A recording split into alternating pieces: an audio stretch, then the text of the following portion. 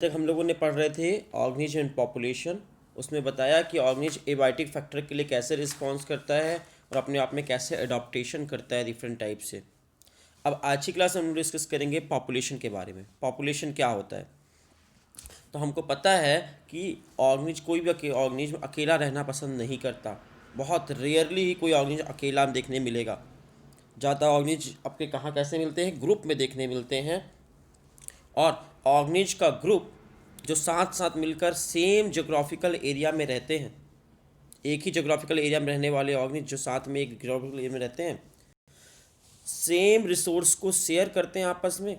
जो रिसोर्सेज है, natural resources, उनको शेयर करते हैं या उनके लिए compete करते हैं, एक दूसरे से कंपटीशन करते हैं और उनमें आपस में इंटरब्रीड करने की पोटेंशियल होती है। ऐसे ऑर्गेनिज्म को पॉपुलेशन कहते हैं। तो पॉपुलेशन कैसे कहते हैं? ऐसे ऑर्गेनिज्म जो आपस में इंटरब्रीडिंग कर सकें, बच्चे पैदा कर सकें, सेम रिसोर्स के लिए compete करें या सेम रिसोर्स को आपस में शेयर करें और सेम जोग्राफिकल एरिया में रहते हों, उन्हें हम पॉपुलेशन कहते हैं। पॉपुलेशन ज़रूरी नहीं कि हमेशा इंटरब्रीड ही करें, सेक्सुअल रिप्रोडक्शन ही करें। अगर असेक्सुअल रिप्रोडक्शन करते हैं तो भी आपके बच्चे पैदा करते हैं, तब भी पॉपुलेशन बन सकता है। पॉपुलेशन कई तरह का हो सकता है, जैसे कि आपका फॉरेस्ट में रहने वाले ट्री का पॉपुलेशन, टीक का एक पेड़ है, जंगल में रहता है टीक का ट्री, टीक का पॉपुलेशन। कल्चर प्लेट है बैक्टीरिया का कल्चर, बैक्टीरिया कल्चर का पॉपुलेशन। एक तालाब में लोटस प्लांट का पॉपुलेशन, बहुत सारे लोटस प्लांट मिलके रहते हैं, लोटस प्लांट का पॉपुलेशन। ऐसे कई तरह के पॉपुलेशन हो सकते हैं। ठीक है, हमने अभी तक पढ़ा कि अलग अलग ऑर्गेनिज्म कैसे अडॉप्ट करते हैं आपस में। तो अब बात कर रहे हैं पॉपुलेशन का आपका क्या इंपॉर्टेंस है। तो बोलते हैं पॉपुलेशन के पास कुछ ऐसी एबिलिटी होती है जो किसी एक इंडिविजुअल के पास नहीं होती। पॉपुलेशन के कुछ ऐसे करेक्टर हैं जो किसी इंडिविजुअल के करेक्टर नहीं हो सकते। जैसे कि कोई ऑर्गेनिज्म, इंडिविजुअल ऑर्गेनिज्म में या तो वो जन्म लेगा और मरेगा, बर्थ और डेथ होता है उसमें, लेकिन उसका बर्थ और डेथ तो हम पता कर सकते हैं किसी इंडिविजुअल आपके पास है तो, लेकिन बर्थ रेट और डेथ रेट किसी पॉपुलेशन का ही निकाल सकते हैं। किसी एक ऑर्गेनिज्म का बर्थ रेट कैसे निकाल सकते हैं? बर्थ रेट समझते हो? किसी सर्टेन टाइम में कितने ऑर्गेनिज्म पैदा हुए, बर्थ रेट। किसी सर्टेन टाइम में किसी पर्टिकुलर एरिया में कितने ऑर्गेनिज्म मरे, उसे डेथ रेट। तो एक ऑर्गेनिज्म अगर आपके पास है तो उसका बर्थ और डेथ रेट निकाल सकते हैं? नहीं निकाल सकते। बर्थ रेट डेथ रेट नहीं निकाल सकते, सिर्फ बर्थ मालूम कर सकते कब पैदा हुआ वो और वो कब मरा। तो इंडिविजुअल में बर्थ और डेथ होता है, लेकिन पॉपुलेशन में बर्थ रेट और डेथ रेट होता है। ठीक है, बर्थ रेट डेथ रेट जो है रेट है वो पर कैपिटा देखेंगे, किसी पर्टिकुलर एरिया में कितने ऑर्गेनिज्म पैदा हो रहे हैं और कितने ऑर्गेनिज्म मर रहे हैं, इनका रेशियो, इनको निकाला जाए तो बोलेंगे डेथ रेट और बर्थ रेट निकाला हमने। आपके इसके नंबर कम और ज़्यादा हो सकते हैं। बर्थ रेट और डेथ रेट फिक्स नहीं होता, कभी ज़्यादा हो सकता है, कभी कम हो सकता है। कहाँ पर किस पॉपुलेशन के बारे में बात कर रहे हैं वहाँ के पर डिपेंड करता है। जैसे एग्जांपल तौर पे pond there were 20 lotus plant. एक तालाब है, उसमें 20 पौधे थे कमल के, लोटस के 20 प्लांट लगे हुए थे लास्ट ईयर। एक साल के बाद, मतलब इस साल, अगले साल लास्ट ईयर में देखा था तो 20 प्लांट थे। इस साल वहाँ पर 8 नए प्लांट ऐड हो गए, मतलब कितने प्लांट हो गए अब? 28 प्लांट हो गए। पहले 20 थे, अब 28 हो गए। बताओ बर्थ रेट क्या स्पीड से हो रहा है? 8 प्लांट जन्म लिए, 20 प्लांट्स में से 20 प्लांट्स के बच्चे कितने पैदा हुए? 8 बच्चे पैदा हुए, तो बर्थ रेट क्या होगा? 8 डिवाइडेड बाई 20। ठीक है, 8 डिवाइडेड बाई 20, 0.4। लेकिन ये याद रखना 0.4 क्या है? पर लोटस प्लांट पर ईयर है। एक लोटस प्लांट एक साल में कितने बच्चे पैदा करता है? 0.4 बच्चे पैदा करता है। एक लोटस प्लांट एक साल में 0.4 बच्चे पैदा करता है, इस डाटा से मालूम चला। परसेंटेज में पूछे तो 40% आंसर होगा, 40% आंसर आया। अगर 8 बच्चे पैदा हुए, 20 बच्चे थे, 20 तालाब में लोटस के प्लांट थे और उन्होंने 8 बच्चों को जन्म दिया, मतलब 40% आपका यहाँ पर क्या रेट है? बर्थ रेट है। या 0.4 पर लोटस पर ईयर होगा। एक लोटस का प्लांट 0.4 बच्चे पैदा करता है, चलेगा। या दूसरा डाटा बोला जाए, if individual in the laboratory population, laboratory में देखा गया कि आपके क्या देखा गया 40 फ्रूट फ्लाई डेथ कर गई। सॉरी 4 फ्रूट फ्लाई डेथ कर गई। कितनी फ्रूट फ्लाई डेथ गई? 4 फ्रूट फ्लाई डेथ गई। कितनी टोटल थी? 40 फ्रूट फ्लाई थी, उनमें से 4 मर गई। तो बताओ वहाँ पे डेथ रेट क्या होगा? तो डेथ रेट कैसे निकालेंगे? 4 डिवाइडेड बाई 40। 40 में से 4 मर गई तो आंसर आएगा 0.4, 0.1, 0.1 इंडिविजुअल पर फ्रूट फ्लाई पर वीक। एक हफ्ते में कितनी फ्रूट फ्लाई मरती हैं? 0.1 फ्रूट फ्लाई मरती हैं एक फ्रूट फ्लाई में से। मतलब 10% फ्रूट फ्लाई मरती हैं, इसको 10% भी कह सकते हो। एक हफ्ते में 10% फ्रूट फ्लाई मर जाती हैं, डेथ रेट है 10%। समझ में आया? इंडिविजुअल के केस में निकालेंगे तो 0.1 और परसेंटेज में निकालेंगे तो 10%। Another attribute characteristics of the population in sex ratio. हम सेक्स रेशियो भी निकाल सकते हैं पॉपुलेशन में। किसी एक ऑर्गेनिज का सिर्फ सेक्स होता है, या तो वो लड़का होगा या लड़की होगा इंडिविजुअल। लेकिन पॉपुलेशन जो होता है वहाँ पर सेक्स रेशियो निकाल सकते हैं। वहाँ पर कितने लोग लड़के हैं, मेल हैं, और कितने फीमेल हैं, उनका पॉपुलेशन निकाल सकते हैं सेक्स रेशियो। जैसे हम बोल सकते हैं किसी पॉपुलेशन में 60% लड़कियां हैं, 40% लड़के हैं, ऐसे लिख सकते हैं ना परसेंटेज के फॉर्म में। सेक्स रेशियो निकाल सकते हैं। आपको पता है सेक्स रेशियो क्या है? डेथ रेट क्या है? जनरल नॉलेज किसी का अच्छा है थोड़ा बहुत? आप बताते हैं डेथ रेट आपका, बर्थ रेट देखा जाए तो बर्थ रेट हमारा 1000 लोग अगर एक मोहल्ले में रहते हैं, किसी मोहल्ले में 1000 लोग रहते हैं, तो 20 से 21 बच्चे पैदा होते हैं एक साल में वहाँ पर उस मोहल्ले में। अगर एक मोहल्ले की बात की जाए, कॉलोनी की बात की जाए, अगर उसमें 1000 लोग रहते टोटल, तो कितने बच्चे पैदा करते हैं वो? जनरली 20 से 21 बच्चे पैदा करते हैं एक साल के अंदर। तो हमारा बर्थ रेट ह्यूमन का क्या है? 20 से 25 पर ईयर, पर 1000। और उसके आधे मरते हैं। उसी सोसाइटी में देखा जाए कितने लोग मरे, तो 1000 लोग का पॉपुलेशन है तो सोसाइटी में लगभग हर साल 10 लोग मरते होंगे। तो सोसाइटी में 10 लोग मरते होंगे हर साल और 20 लोग पैदा होते होंगे। ये अप्रॉक्स आपका एवरेज डाटा निकला है डेथ रेट और बर्थ रेट का। जनरल नॉलेज में पढ़ सकते हो आप। अच्छा, सेक्स रेशियो बताइए तो ह्यूमन का, धरती पर हमारे इंडिया का सेक्स रेशियो क्या है? हमारे इंडिया का याद रखना, हमारे इंडिया का सेक्स रेशियो है 989 फीमेल। 1000 लड़का अगर होंगे तो 989 लड़कियां होंगी। 989 लड़कियां कम है, लड़के ज़्यादा हैं। तो देखना 1000 लड़कों में कितनी लड़कियां हैं? 989। 11 लड़कियां कम है। हाँ, रेशियो है ये, सेक्स रेशियो है ये इंडिया का। कुछ जगह चलें, जैसे केरला चलें, केरला में सेक्स रेशियो ज़्यादा है भाई। केरला का सेक्स रेशियो कितना है? वहाँ पर सेक्स रेशियो लड़कियाँ ज़्यादा हैं, लड़के कम हैं। 1024 लड़कियों में 1000 लड़के हैं। तो केरल में लड़कियाँ ज़्यादा हैं और पूरे इंडिया की बात करें तो लड़के ज़्यादा हैं। 989 जनरल नॉलेज के क्वेश्चन थे ये सब। तो सेक्स रेशियो किसी पॉपुलेशन में निकाल सकते हैं। कुछ जगह तो सेक्स रेशियो बहुत गंदा है। हरियाणा तब जाइए, बहुत गंदा सेक्स रेशियो है। वहाँ तो लड़कियाँ देखने नहीं मिलती, इतनी कम लड़कियाँ हैं। चलेगा। तो आप समझ सकते हैं कि सेक्स रेशियो क्या होता है। सेक्स रेशियो पॉपुलेशन में निकाल सकते हैं या इंडिविजुअल में? पॉपुलेशन में निकालते हैं। Sex ratio, birth rate, death rate, ये सब किसी का किसी पॉपुलेशन के करेक्टर है ये सब। A population in given time composed of, देखा जाए किसी भी पॉपुलेशन को देखें, इस पॉपुलेशन में अलग अलग उम्र के लोग रहते हैं। कोई बच्चा होगा, कोई जवान होगा, कोई बूढ़ा होगा, अलग अलग उम्र के लोग होंगे। अगर उनका एक ग्राफ के फॉर्म में अगर इनको बनाया जाए, उनकी एज वाइज उनको अरेंज किया जाए, तो इसको कौन सा पिरामिड कहेंगे? इसको एज पिरामिड कहेंगे। ये आपके सामने जो दिख रहे हैं ये एज पिरामिड है। सबसे ऊपर देखिए, वहाँ पर पोस्ट रिप्रोडक्टिव एज के बूढ़े लोग हैं। पोस्ट रिप्रोडक्टिव मतलब जो रिप्रोडक्शन नहीं कर सकते, बूढ़े बूढ़े लोग, उनको आपका आपका कौन से रंग से दिखाया गया? ऑरेंजिस कलर से दिखाया गया है। फिर ब्लू कलर में देखेंगे, रिप्रोडक्शन करने के लिए जो तैयार है, रिप्रोडक्शन कर रहे हैं, पेरेंट हैं, वो किस किस में दिखाए गए हैं? ब्लू कलर से दिखाए गए हैं। और जो उनके बच्चे हैं, छोटे छोटे बच्चे हैं, जो भी बच्चा पैदा नहीं कर सकते, रिप्रोडक्शन नहीं कर सकते, जुवेनाइल फेज में हैं, उन्हें pre reproductive phase yellow colour से दिखाया गया है। तो देख सकते हो बच्चों को येलो कलर से दिखाया गया है और उनके पेरेंट्स को ब्लू कलर से दिखाया गया है। देख पा रहे हो डाटा को? और इस तरह एक ग्राफ बना हुआ है। 3 तरह के ग्राफ या पिरामिड दिख रहे हैं आपको। पहला पिरामिड देखिए, सबसे पहला वाला पिरामिड।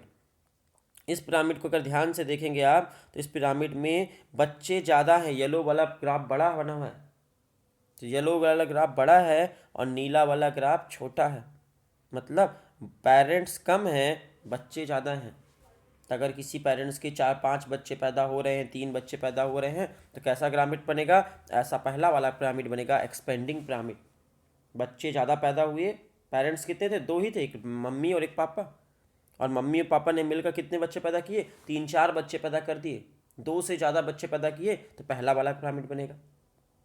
माँ और पापा मिला के 2 होते हैं, अगर उन्होंने 2 से ज़्यादा बच्चे पैदा किए तो पहला वाला पिरामिड बनेगा, इसको बोलेंगे एक्सपेंडिंग पिरामिड।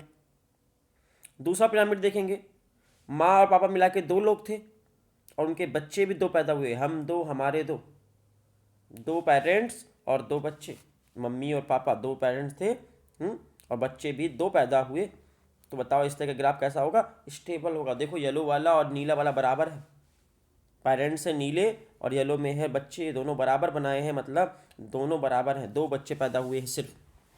और तीसरा वाला ग्राफ देखेंगे, तीसरा वाला ग्राफ में क्या है? हम 2 हमारे 1, पेरेंट्स ज़्यादा हैं बच्चे कम हैं, तो पेरेंट्स ज़्यादा हैं, नीला वाला ग्राफ बड़ा है और येलो वाला ग्राफ छोटा बना हुआ है। देख सकते हो तीसरा वाला डायग्राम, इसमें दिखा रहा है डिक्लाइनिंग हो रहा है, बच्चे कम हो गए हैं। पेरेंट्स 2 थे, माँ और पापा, और उसके बच्चे कम हो गए और कम हो गए, मतलब पॉपुलेशन, बच्चे कम हो गए हैं, सिर्फ एक ही बच्चा पैदा हुआ। तो ग्राफ कैसा हो रहा है? डिक्लाइनिंग हो रहा है। तो पॉपुलेशन के 3 तरह के ग्राफ बन सकते हैं, एक्सपेंडिंग या ग्रोइंग कह सकते हो पहला वाला, दूसरा स्टेबल और तीसरा डिक्लाइनिंग। इस तरह 3 तरह के पॉपुलेशन के ग्राफ बन सकते हैं। ठीक है, किसी भी पॉपुलेशन को देखें तो उसमें बहुत सारी जानकारी मिलती है। इकोलॉजिकल इन्वेस्टिगेशन कर सकते हैं किसी पॉपुलेशन का, कि वहाँ पर कौन कौन से कंपटीटर हैं, कौन कौन सी अदर स्पीसीज हैं, बहुत सारी चीज़ें हम देख सकते हैं। वहाँ प्रेडेक्टर कौन से हैं, पैरासाइट्स कौन से हैं, वो सब कुछ वहाँ से इकोलॉजिकल स्टडी कर सकते हैं हम। प्रेडेटर्स का इफेक्ट क्या? प्रेडेटर समझ तो शिकारी, उनके इफेक्ट क्या हैं, ठीक है, पेस्टिसाइड्स का एप्लीकेशन का क्या इफेक्ट है, बहुत तरह की चीज़ें हम पढ़ सकते हैं। अगली लाइन बोलता है population size is more technically called population density. Population size को पॉपुलेशन डेंसिटी भी कहते हैं। पॉपुलेशन साइज या पॉपुलेशन डेंसिटी अलग अलग नहीं है। पॉपुलेशन डेंसिटी को किससे दिखाते हैं? एन से दिखाते हैं। जब भी एन लिखा रहा है कहीं पर तो समझ जाना पॉपुलेशन डेंसिटी लिखा हुआ है, एन से इंडिकेट करते हैं, ठीक है। अब अगली लाइन बहुत इंपॉर्टेंट है, देखना, need not necessary to be measured in number only. Population, किसी को पॉपुलेशन की साइज मापनी है कि पॉपुलेशन छोटी है कि बड़ी है, तो हमेशा नंबर से नहीं नाप सकते। जरूरी नहीं कि हमेशा नंबर ही गिन के नापें, या 10 पेड़ है तो ज़्यादा बड़ा पॉपुलेशन है, या 5 पेड़ है तो छोटा पॉपुलेशन है, ऐसा नहीं होता। जब तक ना पॉपुलेशन डेंसिटी या पॉपुलेशन की साइज हमेशा नंबर में नहीं नापी जाती, ठीक है। क्योंकि आपको देखो, अगर एग्जाम्पल के तौर पर देखते हैं कि आपके घर के बाहर एक बड़ा सा बरगद का पेड़ लगा हुआ है, कितना है नंबर में? 1 है, और उसके नीचे छोटे छोटे बहुत सारे पार्थेनियम के प्लांट लगे हुए हैं, बहुत सारे ग्रास लगी हुई है, बहुत सारी कैरेट ग्रास या पार्थेनियम एक ही चीज़ है। पार्थेनियम साइंटिफिक नेम है, कैरेट ग्रास उसको बोलते हैं, गाजर घास। देखने में गाजर के पेड़ जैसा दिखता है, ठीक है। बहुत ही नुकसानदायक वीड है, एलर्जी होती है इससे, दूर रहना, इसको छूना नहीं इस पेड़ को। कैरेट ग्रास पार्थेनियम को, बहुत ही खतरनाक प्लांट है, एलर्जी होती है, बहुत कॉमन दिख जाता है, बीड है। तो ये प्लांट लगा, एक बड़ा सा बरगद का पेड़ है, उस पेड़ के नीचे बहुत सारे पार्थेनियम के प्लांट लगे हुए हैं, 200 पार्थेनियम के प्लांट लगे हुए हैं। बताओ किसकी पॉपुलेशन डेंसिटी ज़्यादा है? या नंबर गिनेंगे तो नंबर वाइज कौन ज़्यादा हो जाएगा? पार्थेनियम के प्लांट। बट बायोमास अगर देखा जाए तो बायोमास कितना, बहुत बड़ा विशाल बरगद का पेड़ है, तो बड़ा सा बरगद का पेड़ है तो उसका बायोमास ज़्यादा होगा और इसका बायोमास कम होगा। तो यहाँ पर बायोमास इंपॉर्टेंट होगा या नंबर होगा किसी पॉपुलेशन डेंसिटी नापने के लिए? तो इस केस में मोर मीनिंगफुल बायोमास होगा। तो biomass is a more meaningful measure to the population size. किसी पॉपुलेशन की साइज नापने के लिए यहाँ पर नंबर इंपॉर्टेंट नहीं था, बायोमास ज़्यादा इंपॉर्टेंट था इस केस में, ठीक है। इसलिए याद रखना कि बायोमास आपका हमेशा और हमेशा पॉपुलेशन की साइज नंबर में नहीं नापी जाती। किसी ने क्वेश्चन भी पूछा था हमसे कुछ दिन पहले, हमसे किसी ने क्वेश्चन पूछा था ये वाला कि पॉपुलेशन साइज को हमेशा नंबर में नापा जाता है? नहीं, जरूरी नहीं है। कभी कभी पॉपुलेशन साइज को बायोमास में भी नाप सकते हैं और भी दूसरे पैरामीटर में नाप सकते हैं। फिर बोलता है पॉपुलेशन, किसी भी पॉपुलेशन में जहाँ पर बहुत ह्यूज अमाउंट ऑफ काउंटिंग होती है, तो जहाँ पे बहुत ज़्यादा गिनती में होते हैं वहाँ पर भी पॉपुलेशन नंबर में नहीं नापा जाता। क्योंकि उसमें बहुत ज़्यादा टाइम बर्बाद हो जाएगा, टाइम कंज्यूमिंग हो जाएगा। जैसे कि एग्जांपल के तौर पे लेबोरेटरी में कल्चर मीडियम में बैक्टीरिया पाल रहे हैं, एक पेट्री डिश में बहुत सारे बैक्टीरिया पाल गए हैं, लाखों में बैक्टीरिया होंगे। अगर हम गिनने जाएं तो उसको या तो गिनना इम्पॉसिबल होगा, गिन भी नहीं पाएंगे हम एक एक बैक्टीरिया को, और अगर गिन भी लेते हैं तो बहुत ज़्यादा टाइम बर्बाद होगा हमारा, टाइम टाइम कंज्यूमिंग होगा, और उसका कोई एग्जैक्ट उसको गिनने से कोई बहुत ज़्यादा फ़ायदा भी नहीं होने वाला है। तो आपका बहुत ज़्यादा फ़ायदा भी नहीं होगा। तो मीनिंगलेस होगा, आपको उतना मेहनत करके क्या फ़ायदा उतने सारे बैक्टीरिया को गिनने से। इसलिए करते क्या है, लेबोरेटरी में जब बैक्टीरिया गिनना होता है तो थोड़े से एक एरिया को, एक छोटे से एरिया में कितने बैक्टीरिया हैं उनको गिन लेते हैं, और उससे अंदाज लगा लेते हैं कि किसी पॉपुलेशन में कितना भी ज़्यादा डेंसिटी होगी। क्योंकि टाइम कंज्यूमिंग है, काउंटिंग करना इम्पॉसिबल हो सकता है बैक्टीरिया, इतने सारे बैक्टीरिया को। तो no need to know absolute population density, exactly population density निकालने की बिल्कुल ज़रूरत ऐसी कंडीशन में नहीं है। रिलेटिव डेंसिटी से काम आपका चल जाएगा, अंदाज लग जाए कि लगभग कितना है, उससे काम चल जाता है। यहाँ पर रिलेटिव डेंसिटी निकालते हैं, एब्सोल्यूट पॉपुलेशन की डेंसिटी निकालने की ज़रूरत नहीं है, रिलेटिव डेंसिटी से काम चला लेते हैं हम। क्योंकि बहुत ज़्यादा टाइम बर्बाद होगा, मीनिंगलेस होगा, कोई खास फायदा नहीं है ऐसा करने से। किसी समुंदर में कितनी मछलियां हैं पता करना है, तो एक मछली को गिनेंगे क्या? नहीं गिनेंगे, गिनना पॉसिबल भी नहीं पूरे समुंदर की मछलियों को गिनना। तो करेंगे क्या, आपके कुछ एरिया की, पर्टिकुलर कुछ एरिया की मछली गिन लेंगे कि वहाँ पे पकड़ने में कितनी मछलियाँ हैं उस एरिया में, एक छोटे से एरिया की, और उससे अंदाज लगा लेंगे कि पूरे समुंदर में कितनी मछलियाँ होंगी। ऐसे एक एक मछली को गिनना पॉसिबल नहीं है और मीनिंगलेस है और बहुत प्रॉब्लम है। आपका क्वेश्चन आप लोगों ने, किसी बच्चे ने पूछा था हमसे कि टाइगर सेंसस जो होते हैं वहाँ पर कैसे जानते हैं कि टाइगर हैं या नहीं है, या कितने टाइगर हैं और किस एरिया में है। तो टाइगर सेंसस में नेशनल पार्क में जाओगे, तो टाइगर रिजर्व में जाओगे जब भी, तो वहाँ पर पता करने के लिए टाइगर है या नहीं है, यहाँ पर पता करने के लिए क्या यूज करते हैं, टाइगर का पग मार्क। पग मार्क का मतलब होता है पैरों के निशान उनके, उनके फुटप्रिंट की बात कर रहे हैं। तो फुटप्रिंट देखा जाता है, अगर फुटप्रिंट है तो टाइगर के फुटप्रिंट है, समझ गए हाँ टाइगर है यहाँ पर, तो फुटप्रिंट से पहचानते थे। या उनका फीकल पैलेट, उनकी पट्टी जो पड़ी रहती थी, जहाँ भी रहेंगे तो पट्टी करेंगे ना, उनकी पट्टी पड़ी हुई मिल जाती, तो उससे भी मालूम चल जाता है कि यहाँ पर टाइगर है या नहीं है। टाइगर ही नहीं, और भी खतरनाक खतरनाक जानवर जो भी होते जंगल के, उनको पग मार्क से और उनके फीकल मटेरियल से ही पहचानते हैं। अब तो आजकल खैर सीसीटीवी कैमरा लग गया है, लेकिन जब सीसीटीवी कैमरा नहीं लगा था सब जगह, तो वहाँ पर टाइगर गिनना होता था कितने टाइगर होंगे, किस एरिया में होंगे, हैं भी कि नहीं है, तो उनके फीकल मटेरियल और पग मार्क से वहाँ पता किया जाता था। ठीक है, जितने भी नेशनल पार्क वगैरह, टाइगर रिजर्व वगैरह हैं, वहाँ टाइगर को पता करने के लिए पग मार्क और फीटल मटेरियल यूज करते चले आ रहे हैं बहुत दिनों सालों से। अब खैर सीसीटीवी कैमरे लग गए हैं। अब आगे बात करते हैं, पॉपुलेशन ग्रोथ की बात करते हैं। पॉपुलेशन ग्रोथ के बारे में सबसे इंपॉर्टेंट लाइन, सबसे पहली लाइन बहुत इंपॉर्टेंट है, किसी भी पॉपुलेशन का साइज स्टैटिक पैरामीटर नहीं है। नॉट अ स्टैटिक पैरामीटर, कभी भी फिक्स नहीं होता। स्टैटिक मतलब फिक्स, तो किसी भी पॉपुलेशन का साइज फिक्स नहीं होता, वो छोटा भी होता रहता है समय समय पे, बड़ा भी होता रहता है, बदलता रहता है, हमेशा बदलने वाली चीज़ है। क्यों बदलता रहता है? वहाँ पे फूड की अवेलेबिलिटी पे डिपेंड करता है कि खाना कितना अवेलेबल है। अगर खाना ज़्यादा अवेलेबल होगा तो वहाँ पर ज़्यादा बड़ा पॉपुलेशन होगा, खाना मिलना कम हो जाएगा, पॉपुलेशन छोटा होता चला जाएगा। एग्जाम्पल के तौर पे आपके टर्टल्स का आपको बता देते हैं, टर्टल्स जो 200 साल जीते, बड़े बड़े साइज के, वो बहुत सारे थे एक एक एरिया में। फिर वहाँ पे कुछ लोगों ने जाके बकरी छोड़ दी, बकरी ने आपके कछुआ का खाना आपको चारा खाने नहीं दिया, ग्रास खाने नहीं दिया, तो वहाँ फूड की अवेलेबिलिटी उनके लिए कम हो गई और वहाँ धीरे धीरे मरते चले गए। आज की डेट में वो वाले टर्टल्स की वो प्रजाति लगभग विलुप्त हो गई। वहाँ प्रेडिक्टर कैसे हैं, उनका प्रेशर कैसा है, प्रीडेशन प्रेशर कैसा है, वहाँ पे शिकारी ज़्यादा है या कम है, वहाँ पे वेदर कैसा है वहाँ का, इन सभी चीज़ों पर डिपेंड करता है किसी भी पॉपुलेशन का साइज। और पॉपुलेशन का साइज छोटा बड़ा हो सकता है, स्टैटिक नहीं होता, फिक्स नहीं होता कि पॉपुलेशन की साइज फिक्स हो। तो पॉपुलेशन ग्रोथ भी करता रहता है और छोटा भी हो सकता है, कुछ भी हो सकता है, छोटा बड़ा हो सकता है। ठीक है, पॉपुलेशन का साइज हमेशा बदलता रहता है।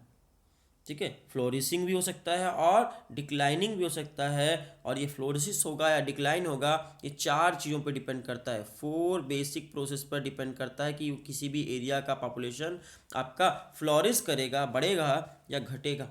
तो 4 चीज़ें कौन कौन सी हैं? तो नंबर 1 है आपका किसी भी एरिया का, नंबर 1 नेटिलिटी।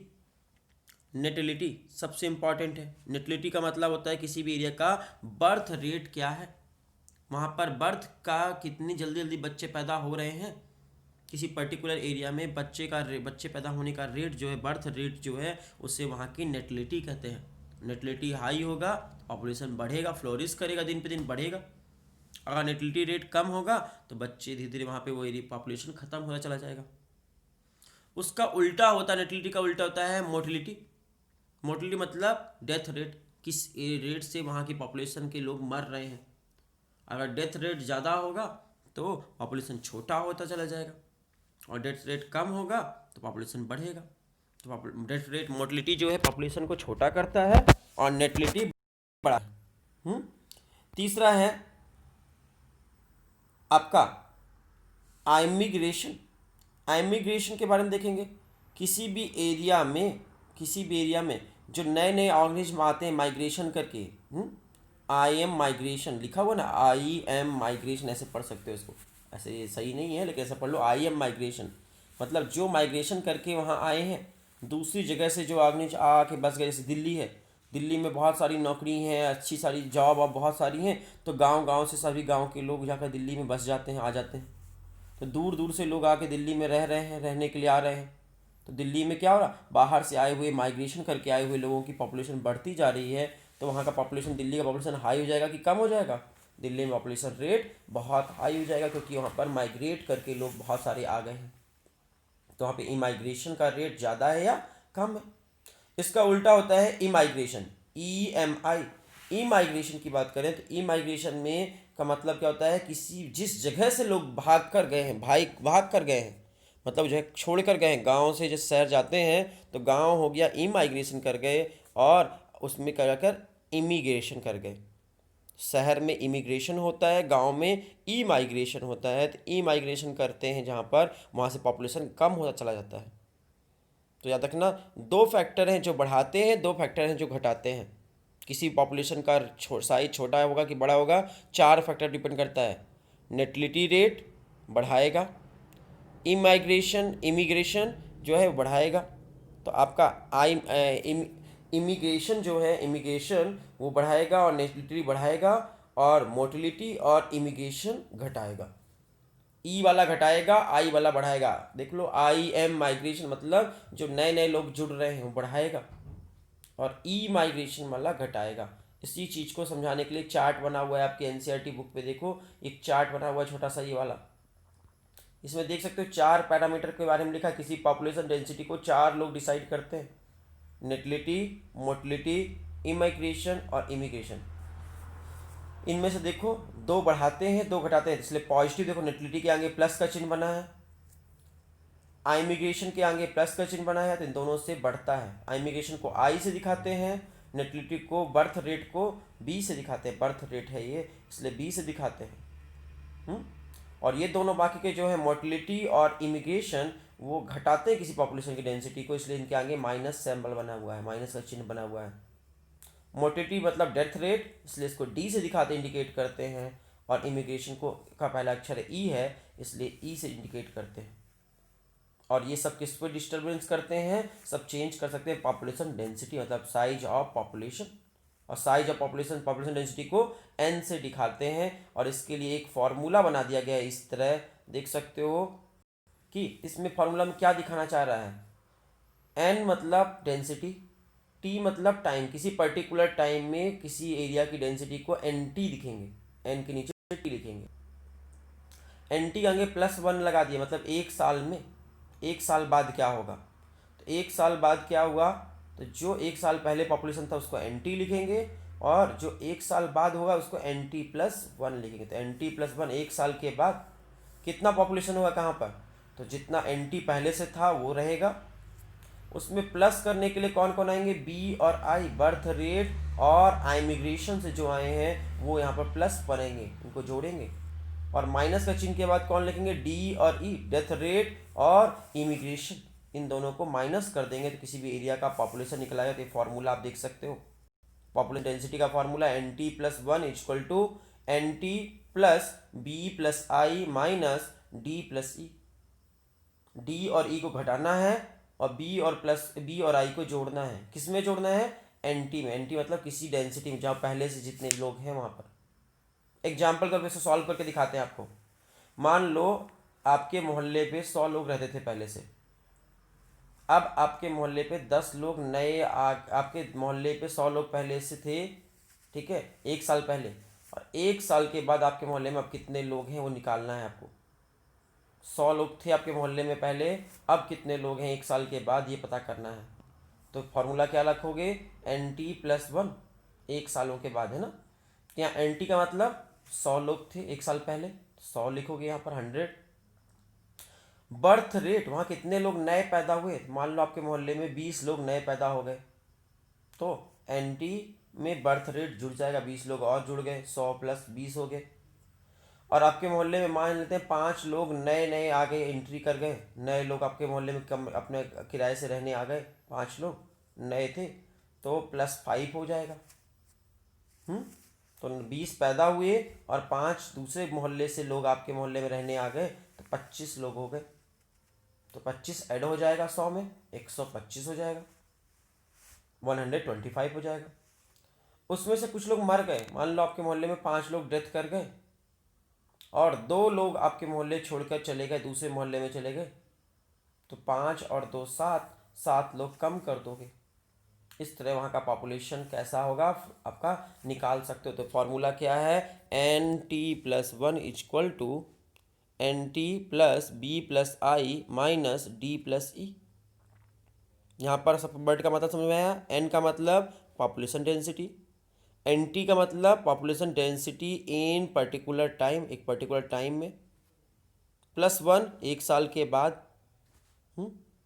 बी का मतलब बर्थ रेट या जिसको कह सकते हो वो नेटलिटी रेट।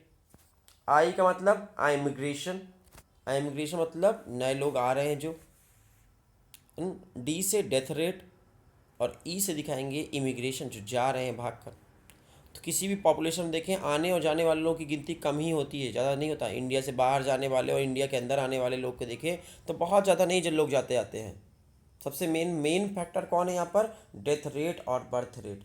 ज़्यादातर लोग मरते हैं और ज़्यादातर लोग पैदा होते हैं, इसलिए डेथ रेट और बर्थ रेट सबसे इम्पॉर्टेंट फैक्टर है, ठीक है। इमिग्रेशन और इमिग्रेशन जो है वो उतना इम्पॉर्टेंट ज़्यादा फैक्टर नहीं है किसी पॉपुलेशन डेंसिटी के लिए, वो कम इम्पॉर्टेंट है। लेकिन एक स्पेशल कंडीशन बता रहे हैं, कोई नई नई कॉलोनी बस रही है, जस्ट बिगिन कॉलोनाइज्ड हुआ कोई आपका मोहल्ला, आपका नया नया मोहल्ला बना है, कॉलोनी बनी है, जस्ट अभी स्टार्ट हुआ कॉलोनी होने बनना, तो वहाँ नए नए लोग पैदा होंगे, नए लोग मरेंगे, पुराने लोग, और मरना और जीना वहाँ कम होगा क्योंकि अभी तुरंत तो बस रहा है। तो वहाँ सबसे इंपॉर्टेंट फैक्टर कौन होगा, इमिग्रेशन होगा, सबसे इंपॉर्टेंट फैक्टर होगा। वहाँ पर नए नए लोग जो आएंगे उस कॉलोनी में बसते समय नए लोग आएंगे, वो इमिग्रेशन। तो वहाँ इमिग्रेशन में भी contribute more significant to population growth. Population growth के लिए सबसे इंपॉर्टेंट कौन होगा, इमिग्रेशन होगा। बर्थ रेट 1-2 लोग ही पैदा होंगे, किसी मोहल्ला को अभी पैदा बना ही है, आपका मोहल्ला कोई कॉलोनी बसी है, तो वहाँ पर ज़्यादातर लोग बाहर से आएंगे, इसलिए सबसे इंपॉर्टेंट फैक्टर वहाँ पर इमिग्रेशन होगा। लेकिन नॉर्मल केस में आपका बर्थ रेट और डेथ रेट, मोर्टलिटी रेट और नेटलिटी रेट ही सबसे इंपॉर्टेंट होता है नॉर्मल केस में। लेकिन स्पेशल केस में आपका इमिग्रेशन वगैरह भी इम्पॉर्टेंट हो जाता है, जैसे कि कोई नई कॉलोनी बस रही तो वहाँ पर इमिग्रेशन, ठीक है। कोई नया तालाब बसा तो उसमें इमिग्रेशन होगा, कहीं बाहर से लोग आएंगे नए नए माइग्रेट करके, ठीक है। तो इस तरह आपका यहाँ तक हमने पढ़ा। नेक्स्ट क्लास में डिस्कस करेंगे हम लोग ग्रोथ मॉडल्स के बारे में डिस्कस करेंगे, कितने तरह की ग्रोथ होती है, कौन कौन से कर्व हैं, और ये सब चीज़ों के बारे में नेक्स्ट क्लास में डिस्कस करेंगे। आज के लिए इतना, थैंक यू।